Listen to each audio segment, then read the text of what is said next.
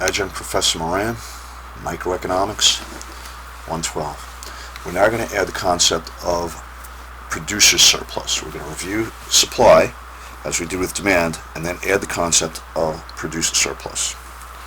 The idea that some businesses are more efficient and are willing and able to supply the market at a lower than equilibrium price.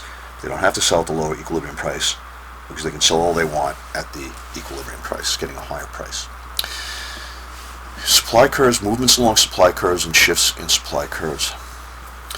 Okay, we're going to graph our supply schedule, a numerical relationship between price and quantity supplied. For each price, find the corresponding quantity, price, quantity, and put the matching data points together. 15 cents and 100.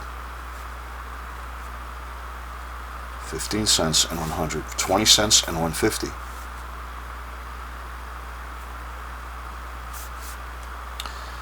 25 cents and 200. 30 cents and 250. 35 cents and 300. Connect the dots, and we have a supply curve, a graphical representation of a supply schedule. Notice it's a positive relationship, indicating that all else constant, meaning costs basically, the higher the price, the more profitable it is for a business to sell something, and they'll make more of it.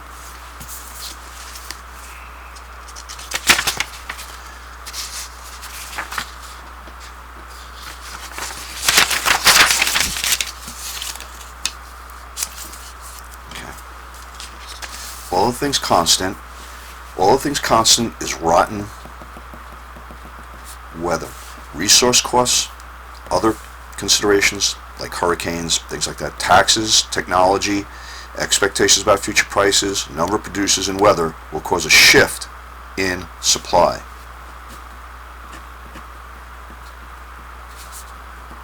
At any one price, producers will be willing to sell more. But if we hold those things constant, and the price of grebes falls to 20 cents, let's assume the original price was 25. At 25 cents, producers would be willing to sell 200. But if the price falls to 20 cents, since supply is a positive relationship, the lower price would induce business to sell less, 150. Suppliers would be willing and able to offer from 25 to 200. They would only be willing to offer 150. Such a change would be called a decrease in quantity supplied. Change in price, change in quantity supplied. Resource costs, other taxes, technology, expectations, number of producers, weather is a change in supply itself.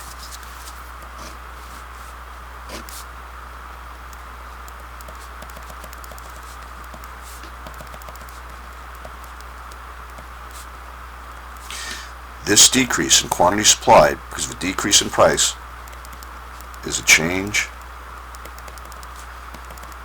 in quantity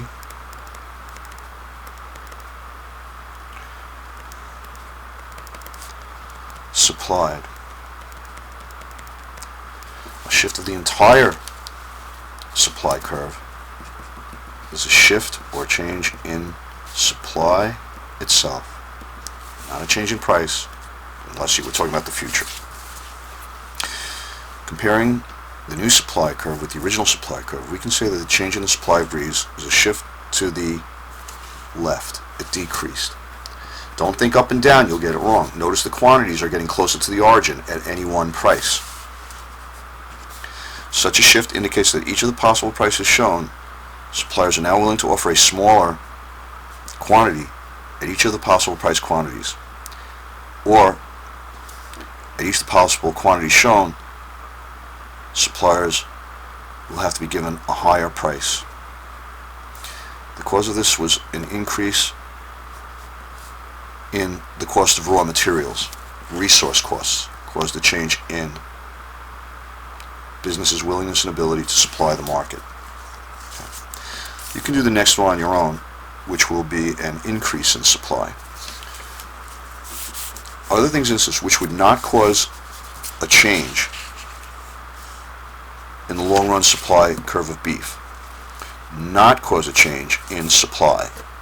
This is rotten weather, an acronym to help you remember what causes a shift in supply. That means that we're looking for a change in quantity supplied, which happens only because of a change in price now, which would not cause this one, a decrease in the price of beef. That would cause a decrease in quantity supplied.